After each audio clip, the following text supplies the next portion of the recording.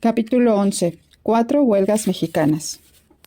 En la línea del ferrocarril mexicano, que trepa más de 150 kilómetros desde el puerto de Veracruz hasta 2.250 metros de altura al borde del Valle de México, se encuentran algunas ciudades industriales. Cerca de la cima, después de esa maravillosa ascensión desde los trópicos hasta las nieves, el pasajero mira hacia atrás desde la ventanilla de su vagón a través de una masa de aire de más de 1.500 metros que causa vértigo y distingue abajo la más elevada de estas ciudades industriales, Santa Rosa, semejante a un gris tablero de ajedrez extendido sobre una alfombra verde. Más abajo de Santa Rosa, oculta a la vista por el titánico contrafuerte de una montaña, se halla Río Blanco, la mayor de estas ciudades, escenario de la huelga más sangrienta en la historia del movimiento obrero mexicano. A una altitud media entre las aguas infestadas de tiburones del puerto de Veracruz y la meseta de los Moctezuma, Río Blanco es un paraíso no solo por su clima y paisaje, sino por estar perfectamente situado para las manufacturas que requieren energía hidráulica. En el Río Blanco se junta un pródigo abastecimiento de agua procedente de las copiosas lluvias y las nieves de las alturas. Con la velocidad del Niágara, las corrientes bajan por las barrancas de la sierra hasta la ciudad. Se dice que el mayor orgullo del gerente Hartington, inglés de edad mediana y ojos acerados, quien vigila el trabajo de 6.000 hombres, mujeres y niños, estriba en que la fábrica de textiles de algodón de Río Blanco no solo es la más grande y moderna en el mundo, sino también la que produce mayores utilidades respecto a la inversión. En efecto, la fábrica es grande. De Lara y yo la visitamos de punta a punta. Seguimos la marcha del algodón crudo desde los limpiadores, a través de los diversos procesos y operaciones, hasta que al fin sale en la tela, cuidadosamente doblada con estampados de fantasía o en tejidos de colores especiales. Incluso llegamos a descender 5 escaleras de hierro hacia las entrañas de la tierra para ver el gran generador y las encrespadas aguas oscuras que mueven todas las ruedas de la fábrica. También observamos a los trabajadores, hombres, mujeres y niños. Eran todos ellos mexicanos, con alguna rara excepción. Los hombres en conjunto ganan 75 centavos por día, las mujeres de 3 a 4 pesos por semana. Los niños, que los hay desde 7 a 8 años de edad, de 20 a 50 centavos por día. Estos datos fueron proporcionados por un funcionario de la fábrica, quien nos acompañó en nuestra visita, y fueron confirmados en pláticas con los trabajadores mismos. Si se hacen largas 13 horas diarias, desde las 6 de la mañana hasta las 8 de la noche, cuando se trabaja al aire libre y a la luz del sol, esas mismas 13 horas entre el estruendo de la maquinaria, en un ambiente cargado de pelusa y respirando el aire envenenado de las salas de tinte, qué largas deben de parecer. El terrible olor de las salas de tinte nos causaba náuseas y tuvimos que apresurar el paso. Tales salas son antros de suicidio para los hombres que allí trabajan. Se dice que estos logran vivir en promedio unos 12 meses. Sin embargo, la compañía encuentra muchos a quienes no les importa suicidarse de ese modo ante la tentación de cobrar 15 centavos más al día sobre el salario ordinario. La fábrica de Río Blanco se estableció hace 16 años.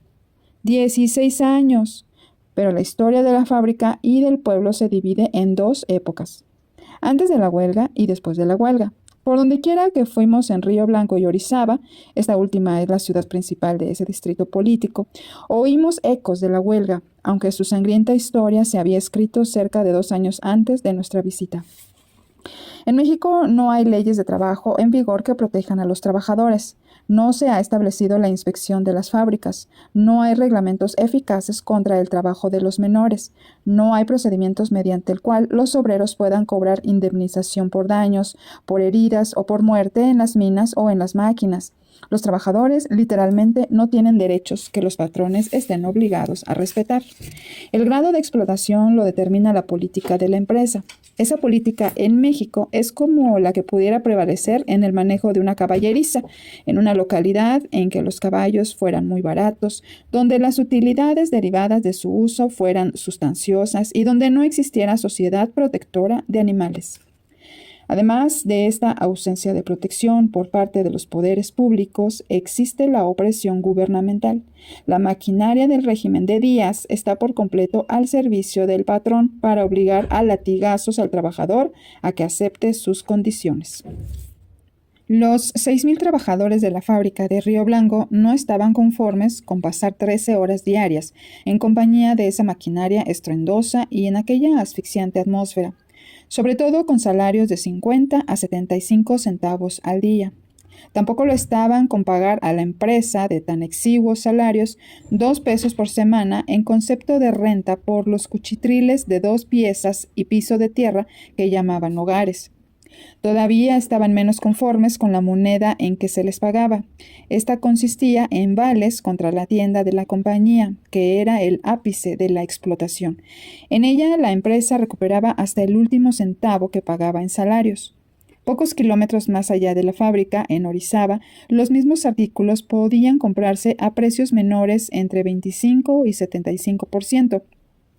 Pero a los operarios les estaba prohibido comprar sus mercancías en otras tiendas. Los obreros de Río Blanco no estaban contentos. El poder de la compañía se cernía sobre ellos como una montaña. Detrás y por encima de la empresa estaba el gobierno. En apoyo de la compañía estaba el propio Díaz, puesto que él no solo era el gobierno, sino un fuerte accionista de la misma. Sin embargo, los obreros se prepararon a luchar. Organizaron en secreto un sindicato, el Círculo de Obreros. Efectuaban sus reuniones no en masa, sino en pequeños grupos en sus hogares, con el objeto de que las autoridades no pudieran enterarse de sus propósitos. Tan pronto como la empresa supo que los trabajadores se reunían para discutir sus problemas, comenzó a actuar en contra de ellos. Por medio de las autoridades policíacas, expidió una orden general que prohibió a los obreros, bajo pena de prisión, recibir cualquier clase de visitantes, incluso a sus parientes. Las personas sospechosas de haberse afiliado al sindicato fueron encarceladas inmediatamente, además de que fue clausurado un semanario conocido como Amigo de los Obreros y su imprenta confiscada. En esta situación se declaró una huelga en las fábricas textiles de la ciudad de Puebla, en el estado vecino, las cuales también eran propiedad de la misma compañía. Los obreros de Puebla vivían en iguales condiciones que los de Río Blanco. Al iniciarse el movimiento en aquella ciudad, según informó un agente de la empresa, esta decidió, entre comillas, dejar que la naturaleza tomase su curso, puesto que los obreros carecían de recursos económicos, es decir, se trataba de rendir por hambre a los obreros, lo cual la empresa creía lograr en menos de 15 días. Los huelguistas pidieron ayuda a sus compañeros obreros de otras localidades. Los de Río Blanco ya se preparaban para ir a la huelga, pero en vista de las circunstancias decidieron esperar algún tiempo con el objeto de poder reunir con sus escasos ingresos un fondo para sostener a sus hermanos de la ciudad de Puebla. De este modo, las intenciones de la compañía fueron frustradas por el momento, puesto que a media ración, tanto los obreros que aún trabajaban como los huelguistas tenían manera de continuar la resistencia, pero en cuanto la empresa se enteró de la procedencia de la fuerza que sostenía a los huelguistas poblanos, cerró la fábrica de Río Blanco y dejó sin trabajo a los obreros. También suspendió las actividades de otras fábricas en otras localidades y adoptó varias medidas para impedir que llegara cualquier ayuda a los huelguistas. Ya sin trabajo, los obreros de Río Blanco formaron pronto la ofensiva, declararon la huelga y formularon una serie de demandas para aliviar hasta cierto punto las condiciones en que vivían, pero las demandas no fueron atendidas. Al cesar el ruido de las máquinas, la fábrica dormía al sol, las aguas del Río Blanco corrían inútilmente por su cauce y el gerente de la compañía se reía en la cara de los huelguistas. Los 6,000 obreros y sus familias empezaron a pasar hambre. Durante 2 meses pudieron resistir explorando las montañas próximas en busca de frutos silvestres, pero estos se agotaron y después engañaban el hambre con indigeribles raíces y hierbas que recogían en las laderas. En la mayor desesperación se dirigieron al más alto poder que conocían, a Porfirio Díaz, y le pidieron clemencia. Le suplicaron que investigara la justicia de su causa y le prometieron acatar su decisión. El presidente Díaz simuló investigar y pronunció su fallo, pero este consistió en ordenar que la fábrica reanudara sus operaciones y que los obreros volvieran a trabajar jornadas de 13 horas sin mejoría alguna en las condiciones de trabajo. Fieles a su promesa, los huelguistas de Río Blanco se prepararon a acatar el fallo, pero se hallaban debilitados por el hambre y para trabajar necesitaban sustento. En consecuencia, el día de su rendición, los obreros se reunieron frente a la tienda de raya de la empresa y pidieron para cada uno de ellos cierta cantidad de maíz y frijol, de manera que pudieran sostenerse durante la primera semana hasta que recibieran sus salarios. El encargado de la tienda se rió de la petición. Entre comillas, a estos perros no les daremos ni agua. Es la respuesta que se les atribuye. Fue entonces cuando una mujer, Margarita Martínez, exhortó al pueblo para que por la fuerza tomase las provisiones que le habían negado. Así se hizo. La gente saqueó la tienda, la incendió después y por último prendió fuego a la fábrica que se hallaba enfrente. El pueblo no tenía la intención de cometer desórdenes, pero el gobierno sí esperaba que estos se cometieran. Sin que los huelguistas lo advirtieran, algunos batallones de soldados regulares esperaban fuera del pueblo, al mando del general Rosalío Martínez, nada menos que el subsecretario de Guerra mismo. Los huelguistas no tenían armas, no estaban preparados para una revolución, no habían deseado causar. Su reacción fue espontánea y sin duda natural. Un funcionario de la compañía me confió después que tal reacción pudo haber sido sometida por la fuerza local de policía, que era fuerte. No obstante, aparecieron los soldados como si surgieran del suelo, dispararon sobre la multitud, descarga tras descarga, casi a quemarropa. No hubo ninguna resistencia, se ametralló a la gente en las calles, sin miramientos por edad ni sexo. Muchas mujeres y muchos niños se encontraron entre los muertos. Los trabajadores fueron perseguidos hasta sus casas, arrastrados fuera de sus escondites y muertos a balazos. Algunos huyeron a las montañas, donde los cazaron durante varios días. Se disparaba sobre ellos en cuanto eran vistos. Un batallón de rurales se negó a disparar contra el pueblo, pero fue exterminado en el acto por los soldados en cuanto estos llegaron. No hay cifras oficiales de los muertos en la matanza de Río Blanco. Si las hubiera, desde luego serían falsas. Se cree que murieron entre 200 y 800 personas. La información acerca de la huelga de Río Blanco la obtuve de muchas y muy diversas fuentes.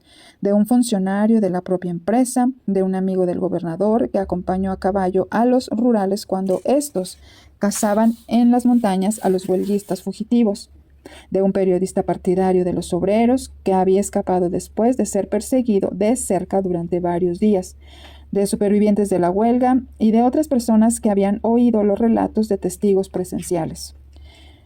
Yo no sé a cuántos mataron, me dijo el hombre que había estado con los rurales, pero en la primera noche, después que llegaron los soldados, vi 2 plataformas de ferrocarril repletas de cadáveres y miembros humanos apilados. Después de la primera noche hubo muchos muertos más.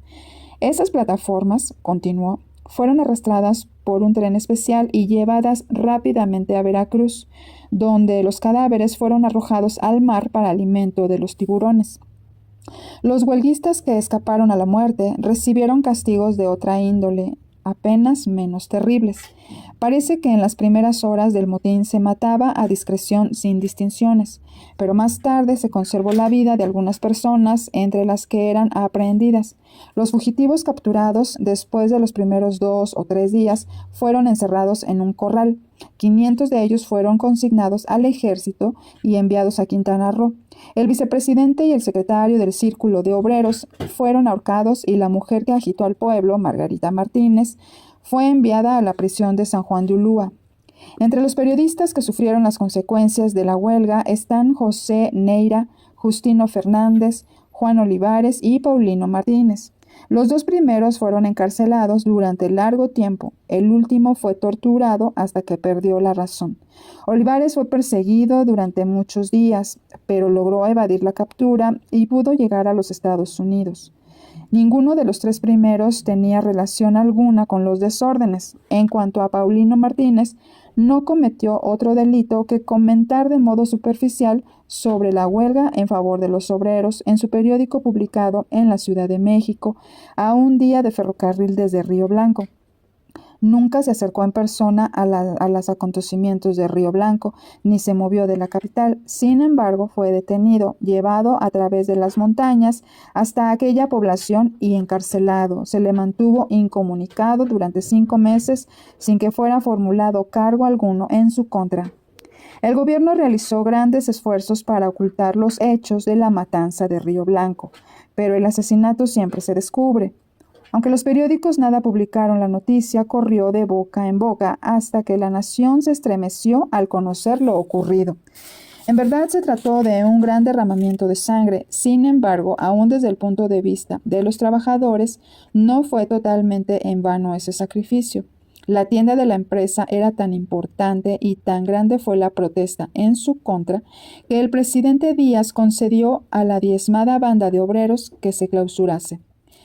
De esta manera, donde antes había una sola tienda, ahora hay muchas y los obreros compran donde quieren. Podría decirse que el enorme precio de su hambre y de su sangre, los huelguistas ganaron una muy pequeña victoria, pero aún se duda de que sea así, puesto que en algunas formas los tornillos han sido apretados sobre los obreros mucho más duramente que antes. Se han tomado providencias contra la petición de la huelga, las cuales en un país que se dice República Democrática son, para decirlo con suavidad, asombrosas. Tales medidas preventivas son las siguientes. Número 1. Una fuerza pública de 800 mexicanos, 600 soldados regulares y 200 rurales, acampada en terrenos de la compañía. Número 2. Un jefe político investido de facultades propias de un jefe caníbal. La vez en que de Lara y yo visitamos el cuartel, el chaparro capitán que nos acompañó nos dijo que la empresa daba alojamiento, luz y agua a la guarnición y que a cambio de ello las fuerzas estaban de manera directa y sin reservas a disposición de la compañía. El jefe político es Miguel Gómez. Lo trasladaron a Río Blanco desde Córdoba, donde su habilidad para matar, según se dice, había provocado admiración en el hombre que lo designó, el presidente Díaz. Respecto a las facultades de Miguel Gómez, no habría nada mejor que citar las palabras de un funcionario de la compañía, con quien de Lara y yo cenamos en una ocasión. Miguel Gómez tiene órdenes directas del presidente Díaz para censurar todo lo que leen los obreros y para impedir que caigan en manos de ellos periódicos radicales o literatura liberal. Más aún, tiene orden de matar a cualquiera de quien sospeche malas intenciones. Sí, he dicho matar. Para eso Gómez tiene carta blanca y nadie le pedirá cuentas. No pide consejo a nadie y ningún juez investiga sus acciones, ni antes ni después. Si ve a un hombre en la calle y le asalta cualquier caprichosa sospecha respecto de él, o no le gusta su manera de vestir o su fisonomía, ya es bastante. Ese hombre desaparece. Recuerdo a un trabajador de la sala de tintes que habló con simpatía del liberalismo. Recuerdo también a un devanador que mencionó algo de huelga.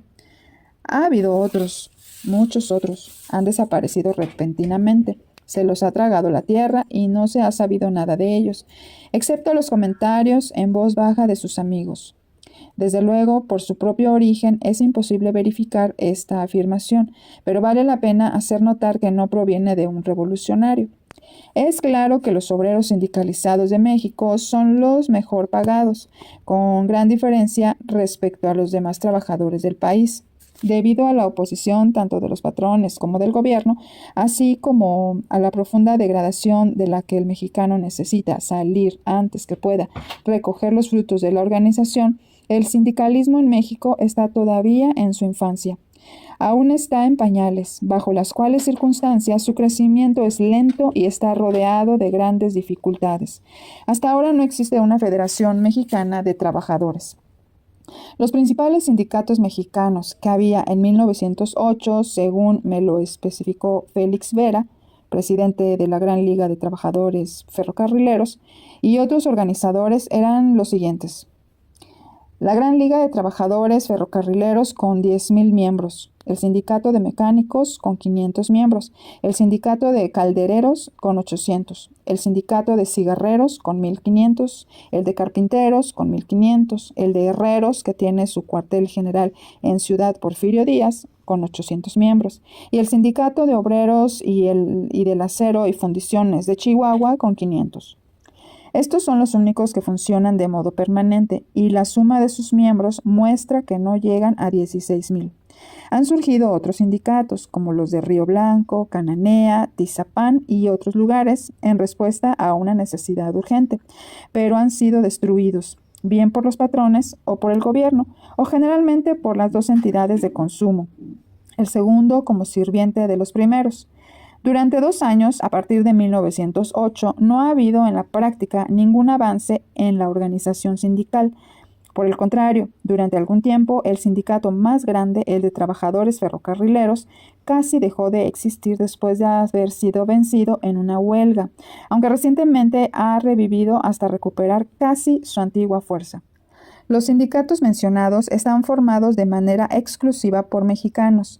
La única rama de la organización norteamericana que se extiende hasta México es la de los obreros ferrocarrileros, que excluye como miembros a los mexicanos. Por eso, la Gran Liga es un sindicato puramente mexicano.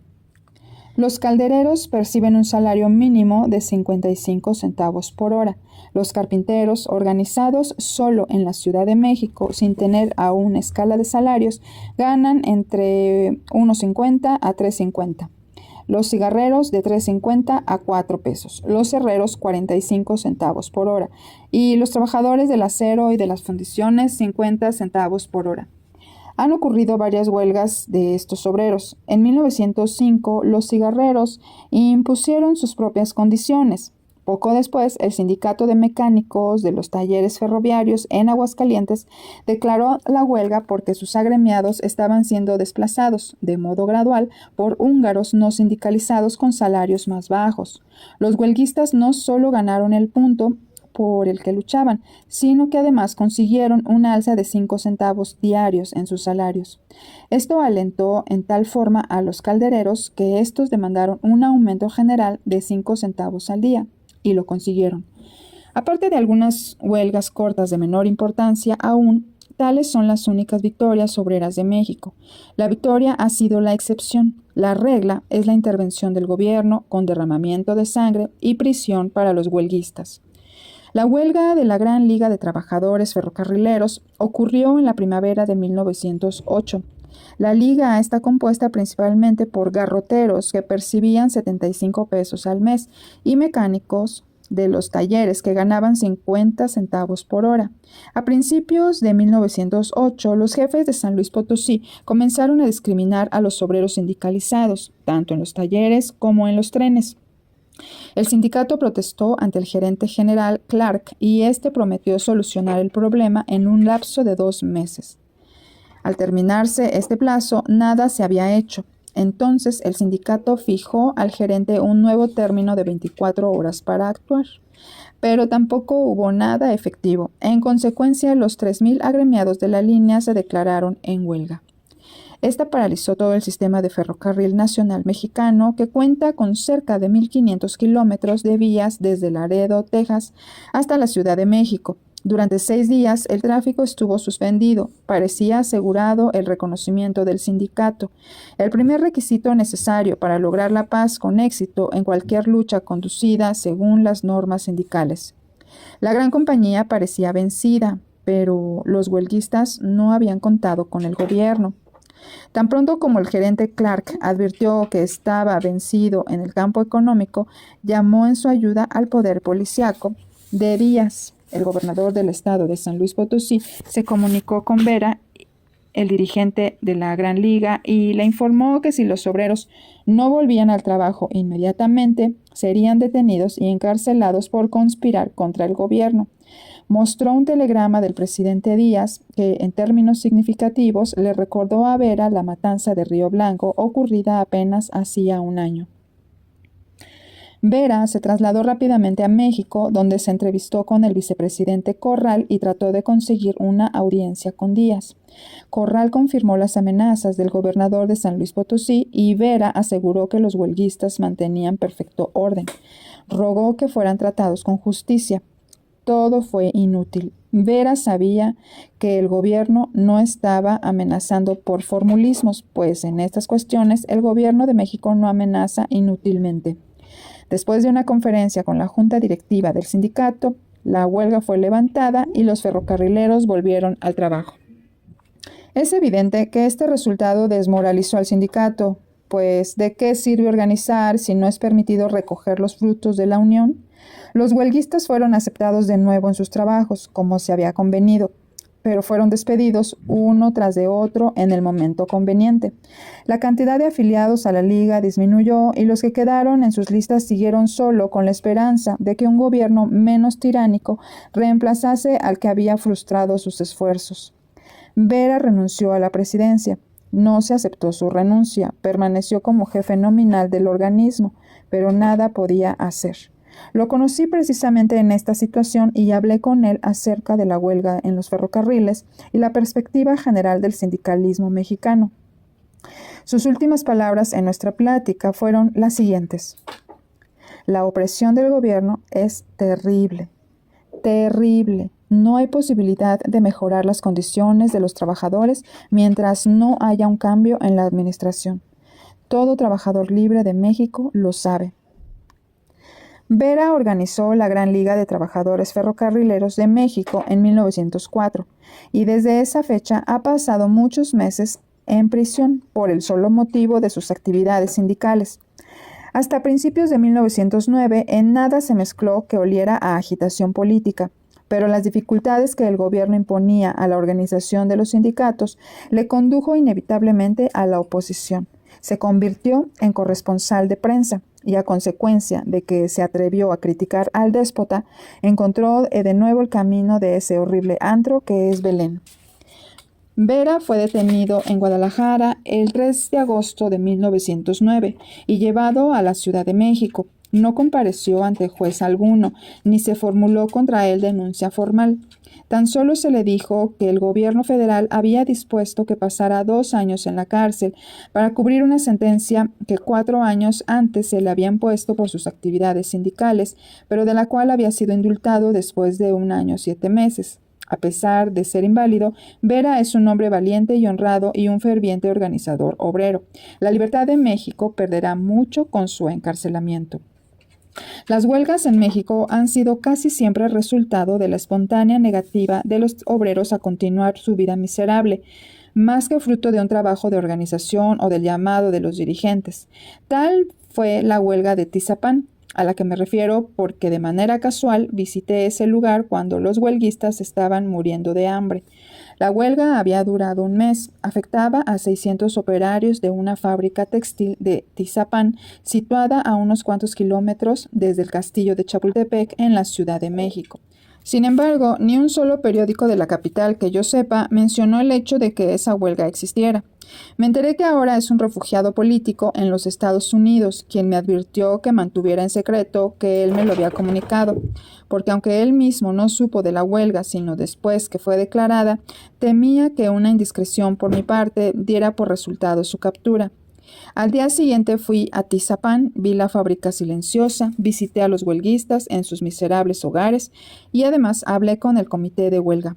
Excepto en Valle Nacional, nunca había visto tanta gente, hombres, mujeres y niños, como en Tizapán, con las señales del hambre en sus caras.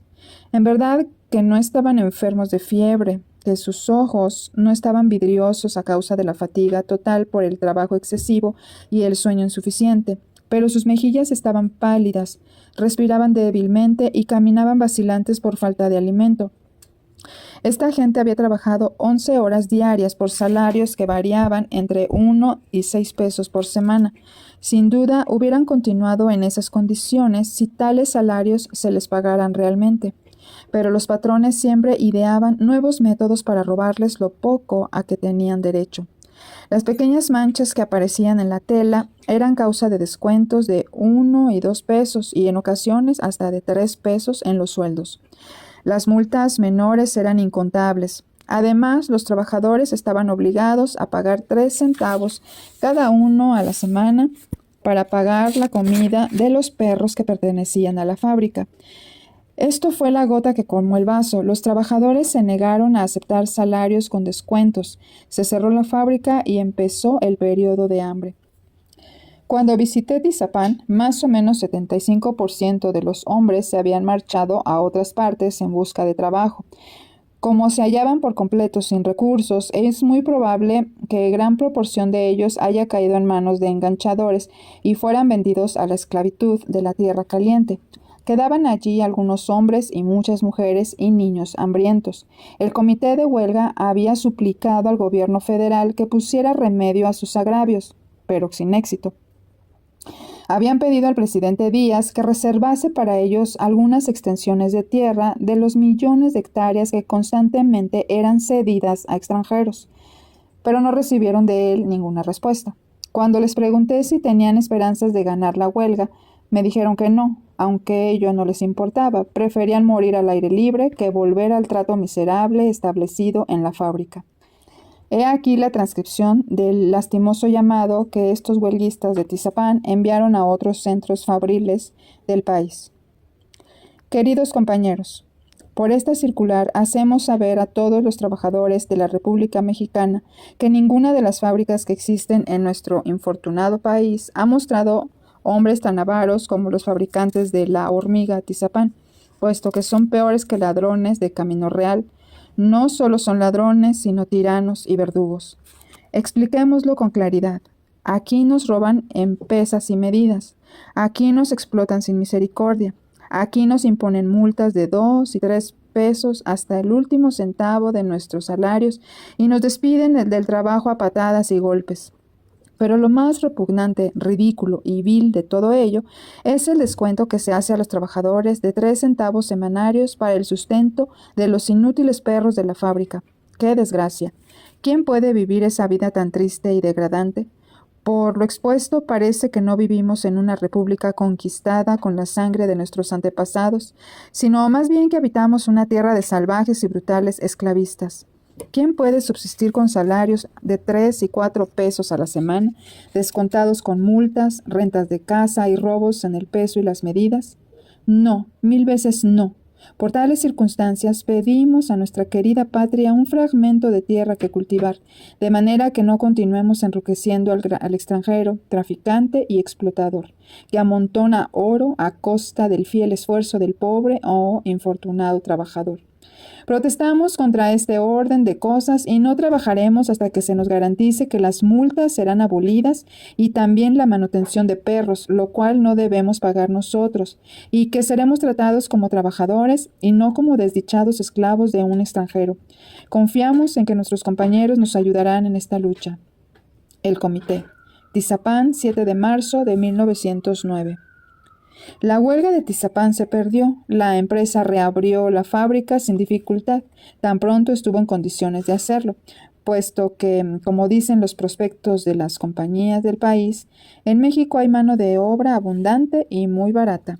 La huelga de Cananea, que se produjo muy cerca de la línea fronteriza con los Estados Unidos, es acaso la única de la que los norteamericanos, en general, han tenido noticias.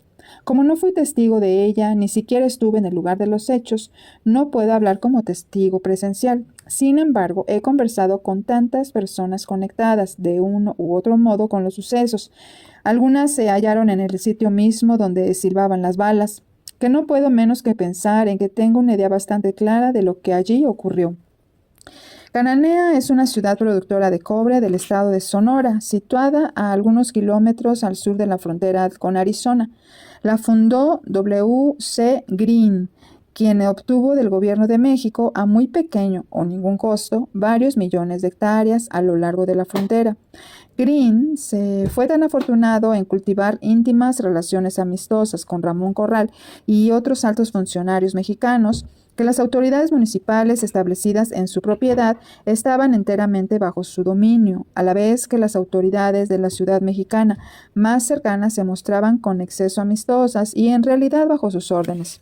El cónsul norteamericano en Cananea, llamado Galbraith, era también empleado de Greene, de manera que tanto el gobierno mexicano como el norteamericano en Cananea y sus proximidades eran el mismo W.C. Greene. Desde la huelga, Greene cayó en desgracia ante los poderosos de México y perdió la mayoría de sus propiedades. La Greene Cananea Copper Company es ahora propiedad de la Sociedad Mineral Cole Ryan, subsidiaria del consorcio Morgan Guggenheim para la explotación del cobre. En las minas de cobre de Cananea estaban empleados 6,000 mineros mexicanos y unos 600 norteamericanos. Greene pagaba a los primeros exactamente la mitad de lo que pagaba a los segundos, no porque desempeñaran la mitad de trabajo, sino porque podía conseguirlos por ese precio. Los mexicanos obtenían buena paga para ser mexicanos, 3 pesos al día, la mayor parte de ellos. Pero desde luego no estaban conformes y organizaron un sindicato con el propósito de obtener de Greene mejores condiciones de trabajo.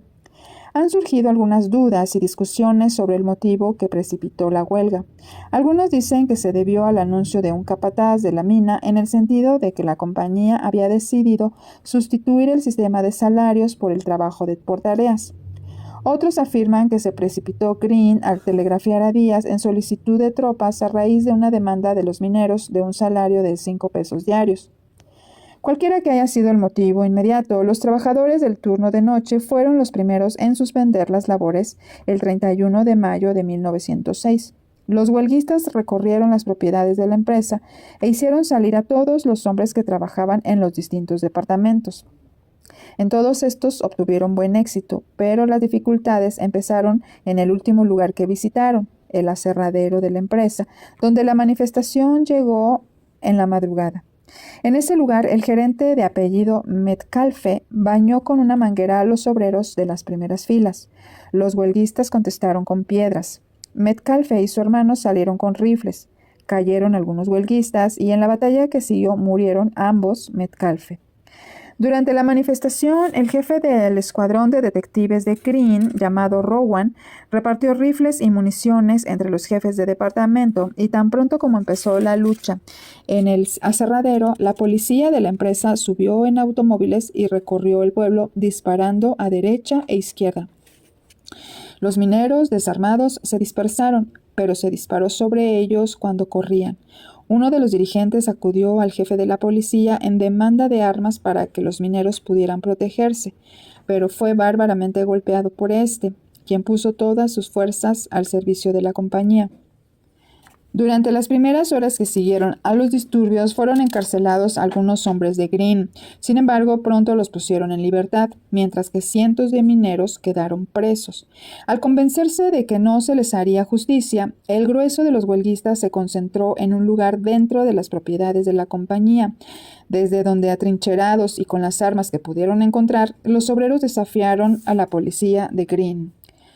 Desde la oficina telegráfica de Greene se enviaron informes en el sentido de que los mexicanos habían comenzado una guerra de castas y estaban asesinando a los norteamericanos de Cananea, e incluso a las mujeres y los niños.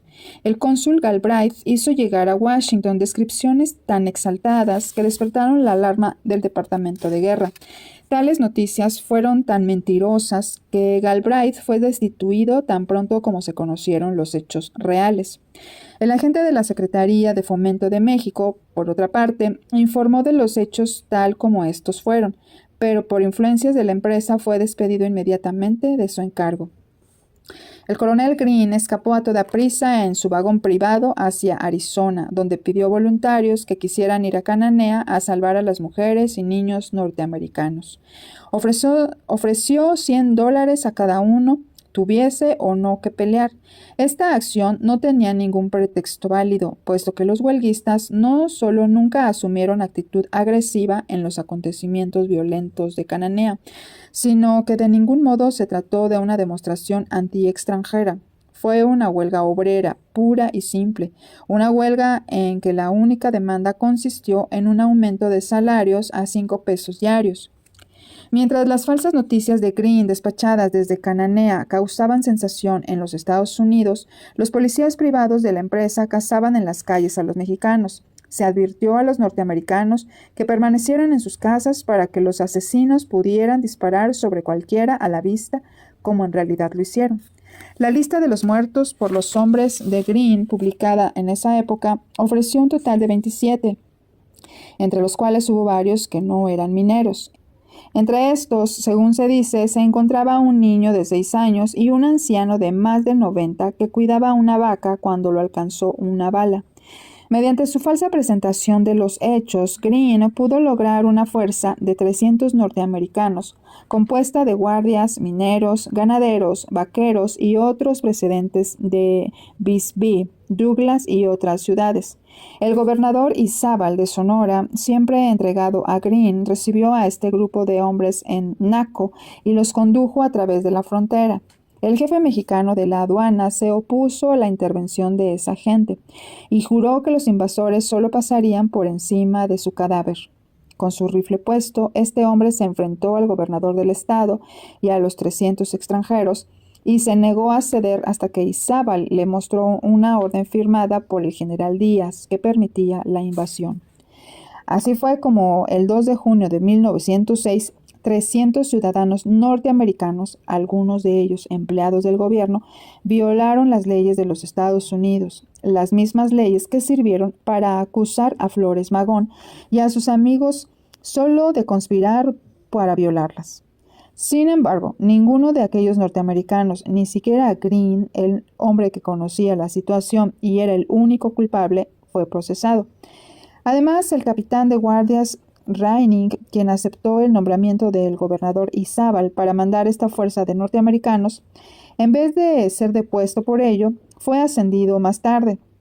Al tiempo de escribir esto, Reining ocupa el productivo encargo de alcaide de la Penitenciaría Territorial de Florence, Arizona. Apenas se puede acusar a los subordinados que componían aquel grupo de 300 hombres, puesto que Greene los engañó por completo. Creyeron que invadían México para salvar mujeres y niños norteamericanos. Al llegar a Cananea en la tarde del segundo día, descubrieron que habían sido burlados y al día siguiente regresaron sin haber tomado parte en las matanzas de los primeros días de junio. Pero sucedió lo contrario con los soldados de rurales mexicanos que llegaron a Cananea esa misma noche. Estaban bajo las órdenes de Izábal, Greene y Corral y se dedicaron a matar como les ordenaron.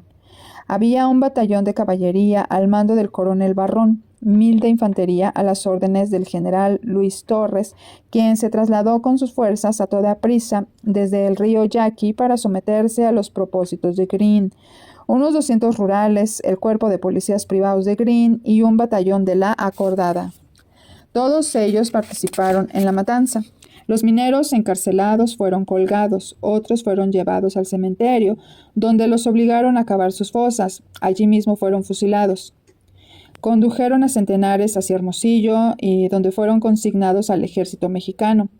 Otros pasaron a la colonia penal de las Islas Marías y, en fin, muchos más fueron sentenciados a largas condenas. Al llegar a Cananea las fuerzas de Torres, los huelguistas que se habían atrincherado en los montes se rindieron sin intentar resistencia. Sin embargo, antes se efectuó un parlamento en el que los dirigentes obtuvieron seguridades de que no se dispararía sobre los obreros. Pero a pesar de que convencieron a estos de que no debían resistir a las autoridades, Manuel M. Diegues, Esteban B. Calderón y Manuel Ibarra, miembros del comité ejecutivo del sindicato, fueron sentenciados a pasar 4 años en la cárcel, donde aún permanecen, si todavía no han muerto. Entre los encarcelados bajo órdenes de ser fusilados se encontró L. Gutiérrez de Lara, quien no había cometido otro crimen que el de hablar en un mitin de los mineros. La orden para su fusilamiento y el de otros fue expedida directamente desde la Ciudad de México por recomendación del gobernador Izábal. De Lara tenía amigos influyentes en la capital de la República y estos se enteraron del caso gracias a la actitud amistosa del operador de telégrafos y del jefe de correos en Cananea y pudieron conseguir a tiempo la suspensión de la sentencia. El evento terminó en que los huelguistas, completamente desintegrados por la violencia homicida del gobierno, no fueron capaces de reagrupar sus fuerzas. Se rompió la huelga y los mineros supervivientes volvieron al trabajo, poco después en condiciones menos satisfactorias que antes. Tal es el destino que el zar de México tiene asignado a los obreros, que se atreven a pedir una parte mayor del producto de su trabajo. Queda todavía por decir lo siguiente. El coronel Green se negó a acceder a la petición obrera de aumento de salarios, basado en una buena excusa. El presidente Díaz, dijo Green, me ha ordenado que no aumente los salarios y yo no me atrevo a desobedecerlo. Es la excusa que ofrecen los empresarios a los trabajadores en todo México. Sin duda, el presidente Díaz ha expedido semejante orden y los que emplean obreros mexicanos, los patrones norteamericanos, incluso se aprovechan de ella con gran satisfacción. Los capitalistas norteamericanos apoyan a Díaz con mucho mayor acuerdo que al presidente Taft. Los capitalistas norteamericanos apoyan a Díaz porque esperan que mantenga siempre barata la mano de obra mexicana y que la oferta de ésta los ayude a romper la espina dorsal de las organizaciones obreras de los Estados Unidos, ya sea mediante la transferencia de parte de su capital a México o mediante la importación de trabajadores mexicanos a los Estados Unidos.